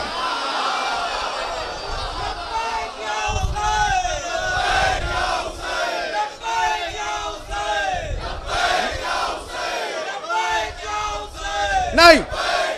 सुनिए सुनिए, बताइए आप भाई, 50 साल में उसमें इतनी ताकत थी यजीद के बाप में कि उसने अल्लाह के घर में अल्लाह की लब्बैक बंद करा दी। क्या 50 साल के बाद किसी यजीद के रिश्तेदार में दम है जो हुसैन की लब्बैक बंद करा दे? और सुनिए, अल्लाह की लब्बैक खाली काबे में होती है, बगल वाली मस्जिद में जाके नहीं कहता कोई जो काबे की बगल में कि लब्बैक अल्लाहुम्मा लब्बैक कहता है। कोई आके यहां कह दे लखनऊ में लब्बैक अल्लाहुम्मा लब्बैक, लोग कहेंगे पागल हो गया। अब ये कहना था काबे में, यहां क्यों कह रहा है? इसका मतलब यह है कि अल्लाह की लब्बैक है महदूद, वो भी बंद करा दी। और हुसैन की लब्बैक कितनी लामहदूद है। मजलिस में हुसैन की लब्बैक, महफिल में हुसैन की लब्बैक, जश्न में हुसैन की लब्बैक, खुशी में हुसैन की लब्बैक, गम में हुसैन की लब्बैक, बुढ़ापे में हुसैन की लब्बैक, जवानी में हुसैन की लब्बैक, रज़्म में हुसैन की लब्बैक, मैदान में हुसैन की लब्बैक, खुशी में हुसैन की लब्बैक। और हुसैन की लब्बैक पर हमें इतना यकीन है कि आवाज देगा जब भी हमें वक्त का हुसैन, कब्रों से हम पुकारेंगे लब्बैक या हुसैन, लब्बैक।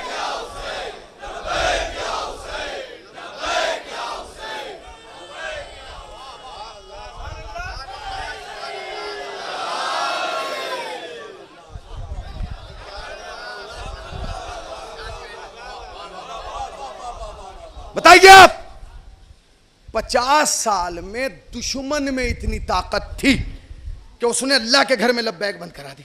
1350 साल के बाद किसी मां ने वो बेटा जना जो हुसैन की लब्बैक बंद करा दे।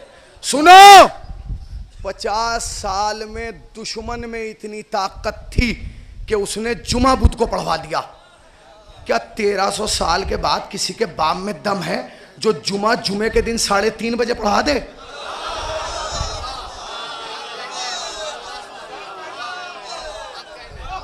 पढ़ा देगा? या गले को आ जाएगी कौम। पागल हो गए आप, दिमाग खराब हो गया आपका। ये बेदारी किसने दी? या 50 साल में दुश्मन में इतनी ताकत थी कि उसने मस्जिद में बैठ के शराब पी। क्या 1350 साल के बाद किसी के बाप में दम है जो मस्जिद की दुकान, मस्जिद के सामने शराब का ठेका खुलवा दे? ये बेदारी किसने दी? किसने दी? और अब तौसीफुर रहमान जैसे खबीस और मुफ्ती मसूद तारीख जैसे खबीस लोग स्टेज पर मिंबर पर बैठ के कहते हैं कि नहीं नहीं, वो देखिए यजीद जीत गया, हुसैन हार गया। चले 1 मिनट के लिए तेरी मान लेते हैं, अस्तगफिरुल्लाह नाउजुबिल्लाह, कि यजीद जीत गया और हुसैन हार गया। अगर यजीद जीत गया तो जुमा बुत को पढ़वा।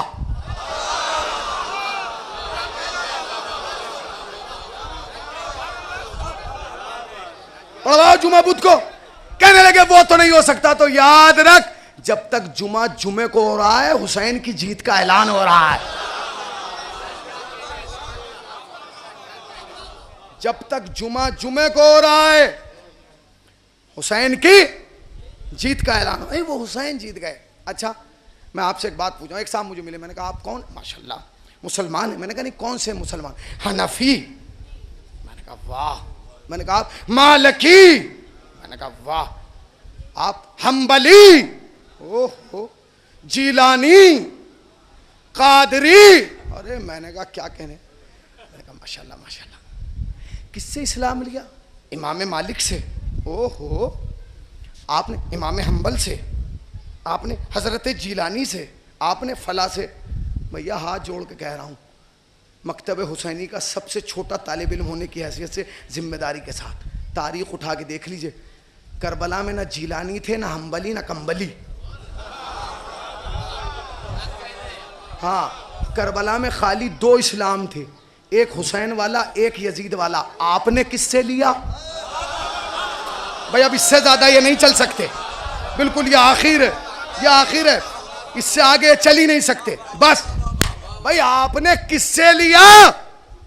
अब कोई माई का लाल है तो अब कहे कि यजीद से लिया, और अगर बेटे कह दिया यजीद से तो पढ़ जुमा बुध को, पी मस्जिद में शराब। अरे वो असल में बात ये, मैंने कहा किससे लिया, बता किससे लिया? कहेंगे वो हमने तो करबला में सैयदना हुसैन से इस्लाम लिया है। वाह। तो जब सबने सैयदना हुसैन से इस्लाम लिया है तो क्या आशूर के जुलूस में आते हुए मौत आती है? फालिज पड़ता है, दम निकलता है? बहुत प्यारा जवाब। वो हम जुलूस में इसलिए नहीं आ सकते क्योंकि हम मातम नहीं कर सकते। सुनो, तुम्हें मातम करने के लिए कोई बुला भी नहीं रहा, इसलिए कि शियत का इतिहास रहा है कि हमने कभी भी हुसैन पे मातम करने के लिए किराए पे नहीं बुला है। बिखर के नहीं, मिल के।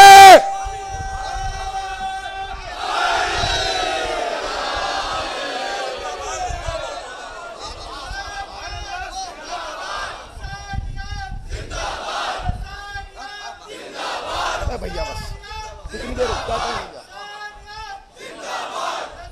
बिखर के नहीं, मिल के।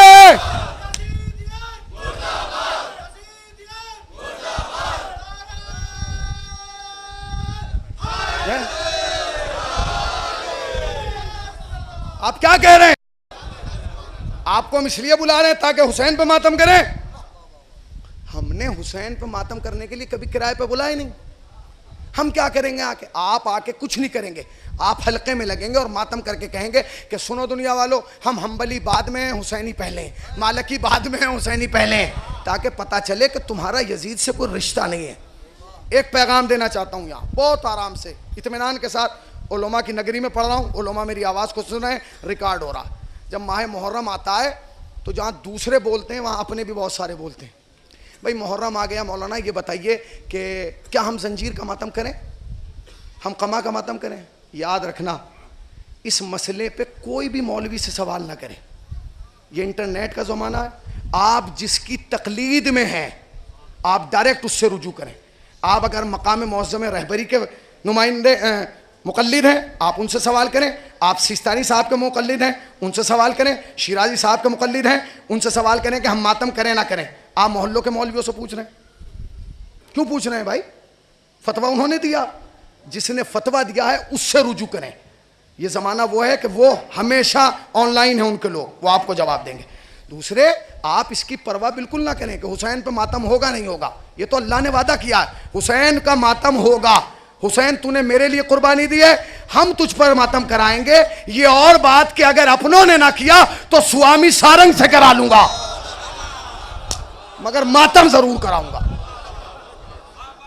तेरा मातम होगा होगा होगा। याद रखना जवानों, पैगाम दे रहा है हुसैनी, शियत की बुनियाद 3 चीजों पर है, विलायत अली, अज़ादारी हुसैन और निज़ाम मर्जियत। जो भी इन तीनों में से एक के खिलाफ भी बोलता हुआ नजर आए, समझ लो गद्दार बोल रहा है, अज़ादार नहीं बोल रहा।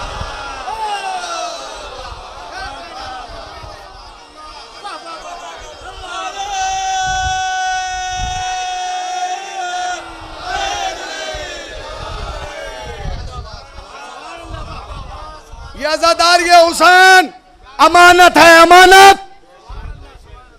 बता रहा हूं मैं, ये हमारे बुजुर्गों ने हमें दे दिए और ये यहां तक इसे जैसे लाए वो अमानत के साथ ले आए। इन्होंने खयानत नहीं होने दी। अब हमें अपनी नस्लों को देना है। खुदारा अगर इसे बढ़ा के भी ना दे सको तो घटा के भी ना देना। बिल्कुल ये सिया लिबास तुम्हारी पहचान है, ये परचम अब्बास हमारी शान है, ये चलता हुआ जुलझना हमारी आबरू है, ये बिछा हुआ फर्श हमारी यूनिवर्सिटी है। क्या बात कर रहे हैं आप? अभी तो हम समझे नहीं कि हुसैन क्या है, अभी तो हम जाने नहीं हुसैन क्या है।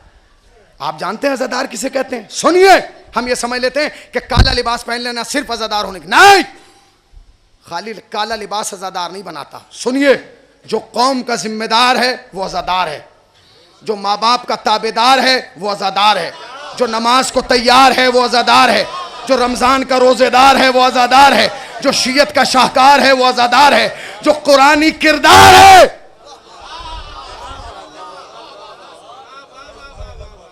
वो अज़ादार है। बड़ी जिम्मेदारी है, बड़ी जिम्मेदारी है तुम्हारे कांधों पे, इसलिए कि तुम आग पानी मिट्टी हवा से नहीं बने, तुम आले मोहम्मद की अफजल तरीन तीनत से बने हो।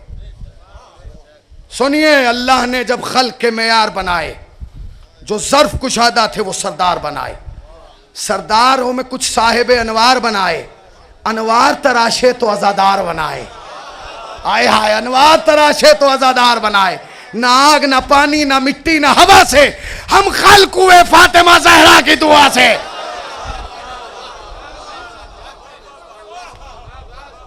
तुम दुआए फातिमा हो, तुम्हारी रगों में दौड़ने वाला एक एक खून का कतरा हुसैन का मकरूज है।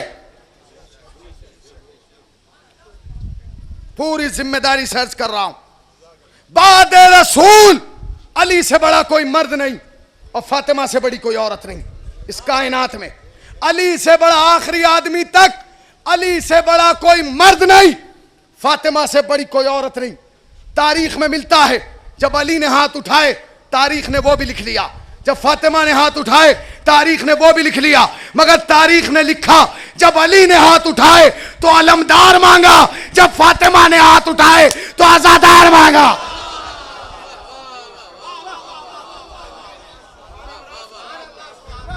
तुम आजादार हो, आजादार।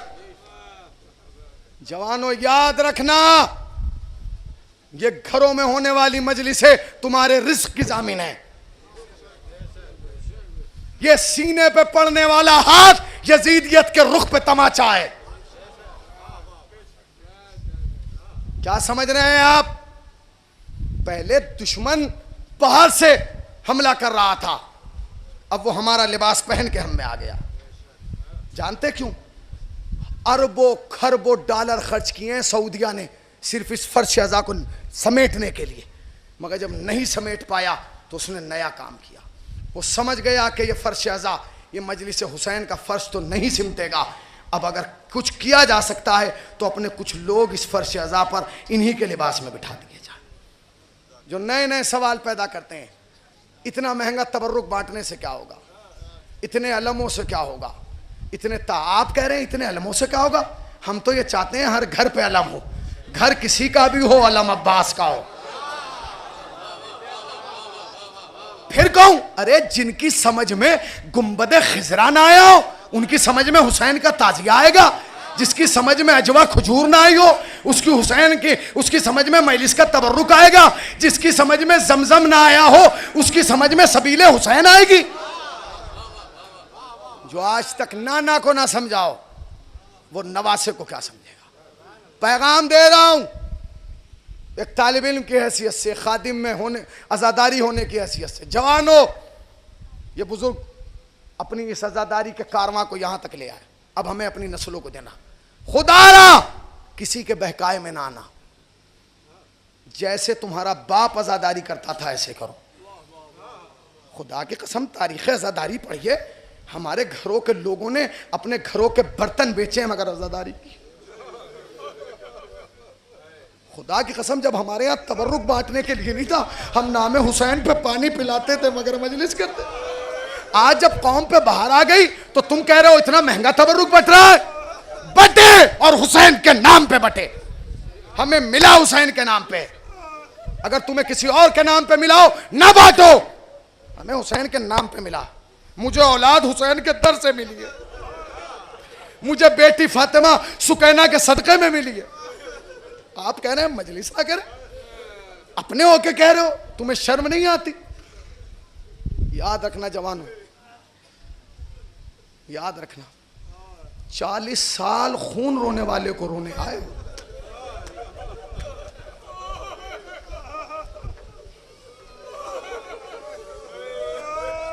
एक पैगाम और दे रहा हूं, जिसे रोने आए हो वो सैयद सज्जाद है, वो ज़ैनुल आबिदीन है, वो बानिए अज़ा है, वो अज़ादारी का फाउंडर है। उसने अज़ादारी की है। जान तो कैसे किया अज़ादारी? सज्जाद मुसल्ले पे बैठ के हुसैन को रोते थे ताकि ज़माना समझे ना हुसैन अज़ादारी से जुदा है ना नमाज से जुदा। जो अज़ादार होता है वो मुसल्ले पे बैठ के हुसैन को रोता है। जवानों, अगर तुम इमाम सज्जाद को अपना इमाम मानते हो तो सजदों से दूर ना होना। अगर तुम ज़ैनुल आबिदीन को अपना इमाम मानते हो तो खुदारा इबादतों से दूर ना होना। अज़ादार नमाज कबूली उसकी है जो एहराम अज़ा पहन के मुसल्ले पे है। सजदे का निशान कबूली उसका है जिसके हाथ सीने पे मातम का निशान। सज्जाद अल्लाह अकबर। जानते हो क्या कहा हुसैन ने जाते वक्त? बहन ज़ैनब, हमें नमाज शब की दुआओं में फरामोश रखना। अल्लाह अकबर, अल्लाह अकबर। मौला आपको कोई गम ना दे। आज की रात रोने के लिए एक ही लफ्ज काफी है कि तुम ज़ैनुल आबिदीन को रोने आए, तुम सैयद सज्जाद को रोने आए। आज 25 मुहर्रम है ना? हाँ हाँ, अगर तुम अपनी आवाज़ें आहिस्ता करके कान लगा के सुनोगे तो तुम्हें मदीने से बाकर के रोने की आवाज़ आएगी। रोने की आवाज़।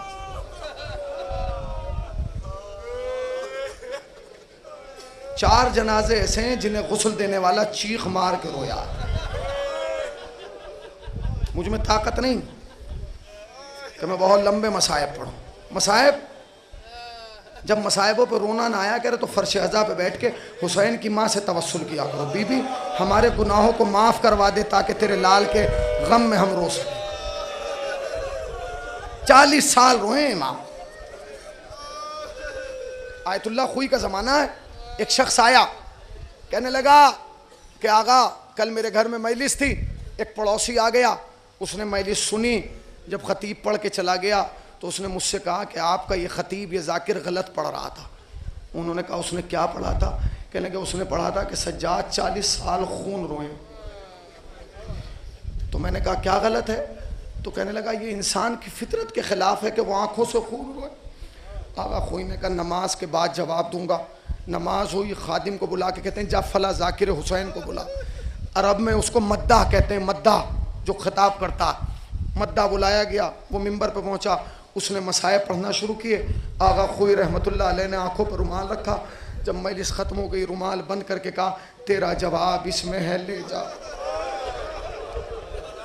वो समझा नहीं। जब उसने घर जाके रुमाल खोला उसमें 2 खून के कतरे थे। समझ गया जब नायब इमाम ऐसे रो रहा है, इमाम कैसे रोया होगा। 40 साल रोया है। ये परवाह ना करना मुंह कैसा बन रहा है, शक्ल कैसी बन रही है, बगल वाला क्या देख रहा है, नहीं। ये सोच कर रोना कि वो रो रहा है जो 40 बरस रोया। एक बात कह दूं, मौलाना मौजूद हैं, मेरे बड़े भाई मौजूद हैं, मेरे छोटे भाई मौजूद हैं, शहनशाह मसाए मौजूद हैं, बड़ा गिरिया कराते हैं। मैं पूरी जिम्मेदारी से कह रहा हूँ, सज्जाद को रोने के लिए इस बात की ज़रूरत नहीं थी कि कोई मसाए पढ़े। खुदा की कसम इमाम सज्जाद इस बात का इंतज़ार नहीं करते थे कि कोई ख़तीब आए मसायब पढ़े ताकि मैं अपने बाबा पे रोऊं। नहीं, तारीख़ कहती थी कोई दुम्बा ज़बा होता हुआ देखते थे, सज्जाद चीख मारते थे। कोई जवान जाता हुआ देखते थे, सज्जाद चीख मारते थे। कोई बच्चा खेलता हुआ देखते थे, सज्जाद चीख मारते थे। कोई पियानी पीता हुआ देखते थे, सज्जाद चीख मारते थे, ए मेरे बाबा।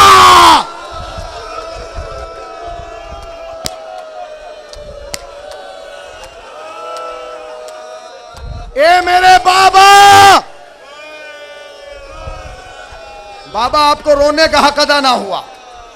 4 मैयतें ऐसी हैं जिन्हें गुस्ल देने वाले चीख मार के रोए। जानते कौन?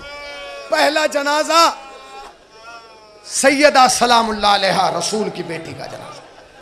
जब अली गुस्ल देने लगे ना तो एक हाथ पहलू पे था। फरमाते फातिमा बिनते रसूल हाथ हटा लो। शहजादी ने हाथ हटाया, अली ने दीवार पर सर रख के चीख मारी। किसी ने पूछा क्यों रोए? फरमाते पहलू टूट गया, सैयदा ने ना बताया।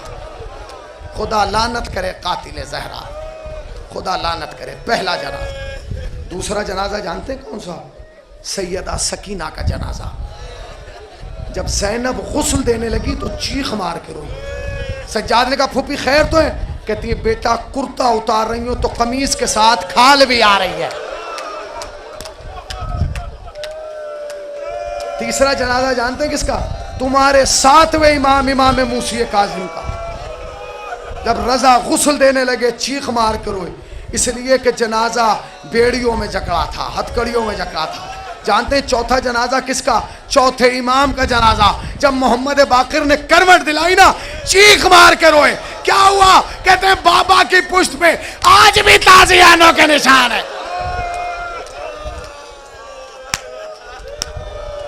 आज भी ताजियानों के निशान है।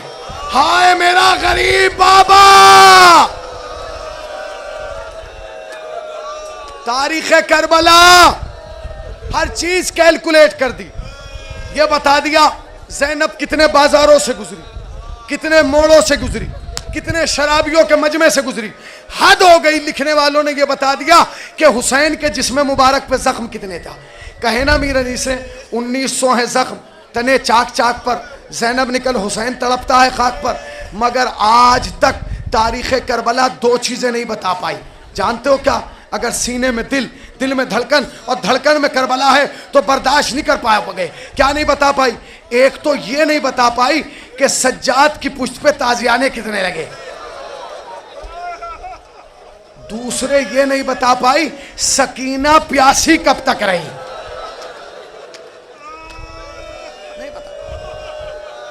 नहीं बता।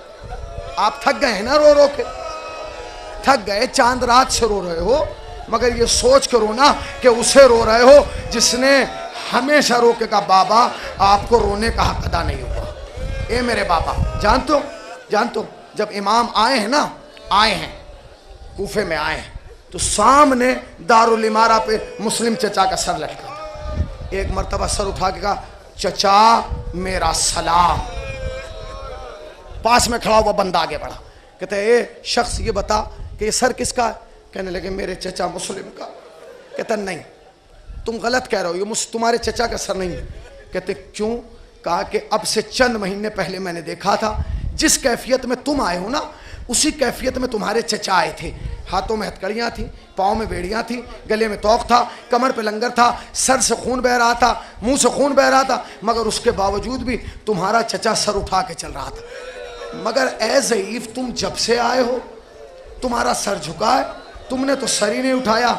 इमाम ने आहिस्ता से कहा तूने इंसाफ ना किया, तूने हथकड़ियाँ बेड़ियाँ देख ली मगर ये नहीं देखा जब चचा मुस्लिम आए तो वो तन्हा थे, इसलिए सर उठा के चले। मैं सर कैसे उठाऊं? जब भी सर बुलंद करता हूं ऊंट पे बैठी सर नंगे मेरी फूफी ज़ैनब। अरे गैरत सज्जाद।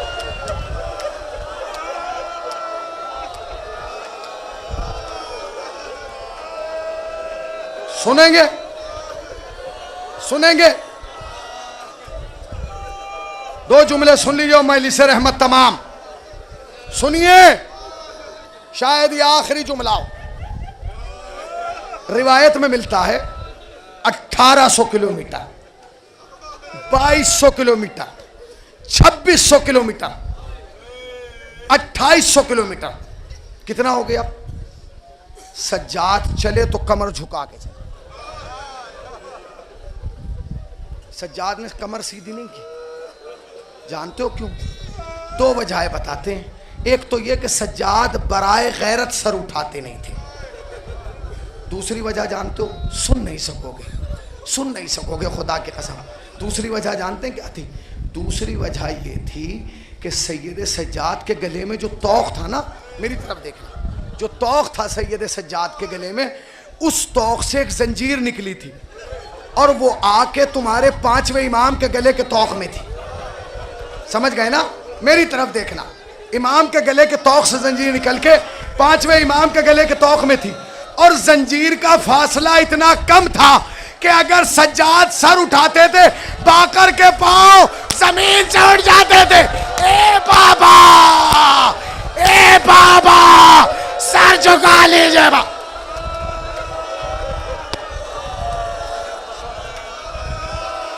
सर झुका लीजिए। आखिरी जुमला और मजलिस रहमत तमाम। आखिरी जुमला, आखिरी जुमला, आखिरी जुमला सुनेंगे, बस आखिरी जुमला, आखिरी जुमला। मगर ये सोच के रोना, ये सोच के रोना अजीजों, ये सोच के रोना, बहुत आहिस्ता से, बहुत आहिस्ता से, ये सोच के रोना, ये सोच के रोना कि सैयदा फातिमा की उम्र, कुल उम्र 18 बरस है। कुल उम्र 18 बरस है। 9 साल बाप के घर में, 9 साल शौहर के घर में। बाप रसूल जैसा, शौहर अली जैसा। 9 साल रसूल को एक तमन्ना रही, फातिमा कुछ मांगे। रोने के लिए ही काफी है, तुम अपना मर्तबा समझ जाओगे। अगर रो रो के जुमले पर गश भी आ गया तो हक के गिरिया नादा होगा। 9 साल बाप के घर में रही तो रसूल को एक तमन्ना थी, फातिमा कुछ मांगे। फातिमा ने नहीं मांगा। जब अली के घर में आई तो अली को आखिरी दम तक ये ख्वाहिश रही, फातिमा कुछ मांगे। फातिमा ने कुछ नहीं मांगा। रिवायतों में मिलता है जिसने रसूल से नहीं मांगा, जिसने अली से नहीं मांगा, वो मजलिस हुसैन में आके फर्श अज़ा पे आके हर अज़ादार के सामने झोली फैला के कहती है, ए मेरे लाल के अज़ादार, आंसू दे दे मेरे लाल के जख्मों का मारा। ए बीबी, ये तेरे पोते के मातमदार। जज़ाकल्लाह, जज़ाकल्लाह। सुनेंगे, सुनेंगे, क्या समझ रहे हैं आप? सैयद सज्जाद के लिए मुसीबत कौन थे? बाजार, दरबार नहीं। सबसे बड़ी मुसीबत जानते क्या थी? सबसे बड़ी मुसीबत वो थी जब शाम का वक्त होता था तो एक बच्ची आके अब्बा का दामन पकड़ के पूछती थी, भैया ये परिंदे कहाँ जा रहे हैं? भैया ये परिंदे कहाँ जा रहे हैं? सज्जाद कहते थे अपने घर जा रहे हैं। तो सकीना फौरन कहती थी, भाई हम घर कब जाएंगे? उलमा बैठे, मैंने किसी मख्तल में ना पढ़ा ना किसी से सुना कि सज्जाद ने कहा बहन हम फला तारीख में घर जाएंगे। नहीं, सज्जाद चुप रहते थे। जानते हो क्यों? इसलिए कि सज्जाद जानते थे हम सब घर जाएंगे, सकीना ना जाएगी। हम सब घर जाएंगे, सकीना ना जाएगी। एक रोज शाम के जिंदान में आधी रात ढलने के बाद सकीना अपनी जगह से उठी और उस कोने में आई जहां सैयद सज्जाद मिट्टी का एक ढेला लगाए सर के नीचे और लेटे थे और आंखें बंद थी। सकीना आके बैठी, नन्ही नन्ही उंगलियां भाई की जुल्फों में डाली। सज्जाद ने आंखें खोली, सकीना को बैठे हुए देखा, उठ के बैठ गए। कहने लगे सकीना तुम क्यों आ गई? हमें बुला लिया होता। कहते भाई बुला लेती अगर बहन बन के आती। आज बहन बन के नहीं आई, सवाली बन के आई हूं। सकीना सवाली बन के आई हो? अगर सीने में दिल, दिल में धड़कन तो सुन लीजिएगा। कहा सकीना सवाली बन के आई हो? कहाँ? फिर सज्जाद को ख्याल आया, कहने लगे सकीना मेरी बहन आधी रात हो गई, क्या तुम सोई नहीं थी? आधी रात है, क्या तुम सोई नहीं थी? सकीना ने कहा भाई एक बात बताऊं? कब बताओ भाई? बता दूं? कब बताओ? कहा भैया बता दूं? कहाँ बताओ? कहा भैया सुनो, मैं शाम गरीबा के बाद कभी सोई नहीं। सकीना ने, सज्जाद ने कहा सकीना क्यों नहीं सोई? भाई सोती कैसे? जब भी आंख बंद करती थी ऐसा लगता था शिमर तमाचे मार रहा। ए भैया मैं तड़प के उड़ जाती थी, पर भैया आज सोई थी। आज सकीना आज सोई थी तो क्यों उठ गई? कहा भैया क्या करूं? जैसे ही आंख लगी खाम में मेरा बाबा आ गया। सज्जाद ने बाबा का नाम सुना, अब्बा समेट के बैठे। सकीना बाबा आए थे। कहा सकीना बाबा क्या फरमा रहे थे? कहा भैया कुछ नहीं कहा, दूर खड़े रहे और वहीं से बाएं फैला के कहा आजा सकीना आजा, आजा मेरी बच्ची आजा, तेरा बाबा तुझे लेने आया है। सकीना, सकीना क्या बाबा को छोड़ जाओगी, भैया को छोड़ जाओगी? हाँ भैया क्या करें, बाबा का सीना बहुत याद आता है, बाबा की खुशबू बहुत याद आती है। अच्छा लो सुन लो। कहते हैं भैया भैया मैं जो मांगने आई हूँ मांग लूँ? सुनो सज्जाद पे कैसे मसाइब पड़े, सुनो। का भैया मैं मांग लूँ? का मांगो। का भैया मांग लूँ? जवानों हाथ जोड़ के हुसैनी कह रहा, फर्श अज़ा पे बैठ के दुआ करना, जो चीज़ सकीना ने सज्जाद से मांगी कोई बहन अपने भाई से ना मांगे। कहती है भैया मांग लूँ? का मांगो। का मांग लूँ भाई? कहाँ मांगो? कहती भाई बस इतनी ख्वाहिश है जब मैं मर जाऊं तो मुझे नर्म मिट्टी में दफन करना। तुम्हारे हाथ नहीं बंधे ना तो शर्मा क्यों रहे हो जवानों?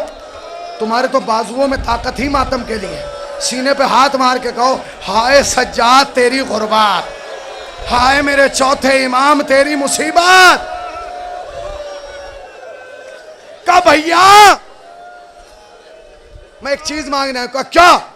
का भैया बस इतना चाहती हूं जब मैं मर जाऊं मुझे नर्म मिट्टी में दफन करना। सकीना क्यों? सुनोगे जवाब क्या दिया? कहती भाई इसलिए क्योंकि प्यास मेरी हड्डियों में उतर गई। 24 साल का इमाम वक्त भाई, 3.5 साल की। हम महसूस नहीं करते मसाइब, हम सिर्फ सुन के चले जाते हैं। आपके घरों में 3.5 साल की बच्ची है, हम ये कहते हैं शिमर ने तमाचा मारा। नहीं, ये मत सोचा करो, आगे की सोचा करो कि जब शिमर ने तमाचा मारा होगा बच्ची का क्या हाल हुआ होगा। जानते हो मैंने खतीब से सुना था कि जब शिमर ने तमाचा मारा सकीना जमीन पे गिरी, फरात का रुक कर गया चचा बात। ए भैया मैं कुछ मांगने आई हूं। का क्या? का जब मैं मर जाऊं तो मुझे नर्म मिट्टी में दफन करना। सकीना क्यों? भाई इसलिए क्योंकि प्यास मेरी हड्डियों में उतर गई। सज्जाद ने कहा सकीना मैं जानता हूं तुम इमाम की पोती हो, इमाम की बेटी हो, इमाम की बहन हो, इमाम की फूफी हो, मगर सकीना तुम्हारी उम्र कम है, ये लफ्ज बड़ा है। सकीना तुम जानती हो जब प्यास हड्डियों में उतरती है तो क्या होता है? सकीना ने कहा नहीं भाई आप इमाम वक्त हैं, आप बताइए, खुद सोचिए सज्जाद पर क्या मुसीबत गुजरी होगी जब सज्जाद ने यह बताया होगा।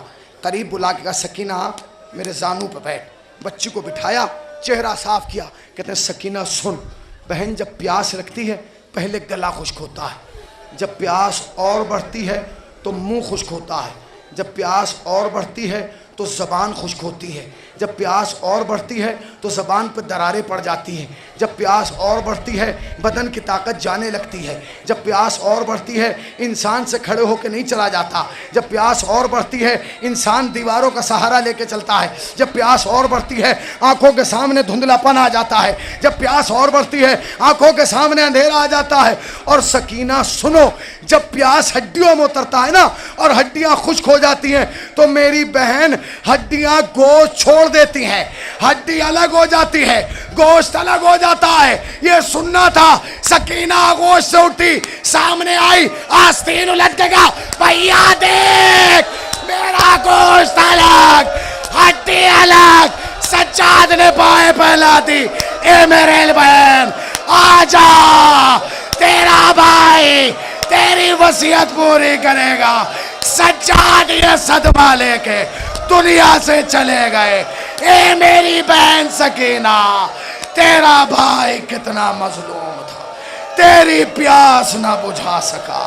ए सकीना सलाम हो मेरी बहन, तेरा भाई जहर से शहीद। मातम